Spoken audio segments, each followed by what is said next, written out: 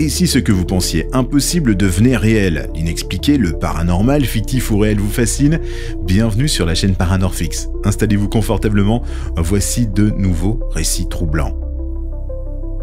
Les disparitions inexpliquées. Direction des années 70, en Australie, le 21 octobre 1978, Frédéric, 20 ans, décolle à bord d'un avion monomoteur Cessna depuis Moorabbin, en Australie. Son plan est simple, il veut survoler le détroit de Bass pour aller à King Island, un vol de routine qui aurait dû durer moins d'1 heure. Mais le vol ne ressemblera à aucun autre. Vers 19 h, alors qu'il vole au-dessus de la mer, Frédéric contacte la tour de contrôle de Melbourne. Sa voix est calme, mais il dit quelque chose d'inattendu. « Il y a un appareil qui me suit. » Le contrôleur aérien, surpris, lui demande d'en dire plus. Frédéric décrit un objet métallique, long, avec des lumières vertes. Et il dit qu'il ne s'agit pas d'un avion conventionnel. « Il vole à environ 300 mètres au-dessus de moi. Il n'arrête pas de tourner autour de moi. » Puis il ajoute « Ce n'est pas un avion. » La conversation dure plusieurs minutes. Frédéric semble confus. Il dit que l'objet disparaît, puis réapparaît. À un moment, il mentionne que son moteur semble faillir, comme si quelque chose perturbait l'appareil. La dernière chose que la tour entendra de lui, ce sont des mots hachés, suivis d'un bruit métallique, intense, de 17 secondes.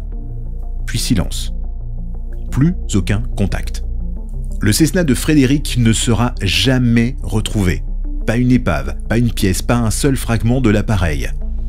Des recherches maritimes et aériennes massives seront lancées dans les jours suivants, couvrant des milliers de kilomètres carrés. Rien.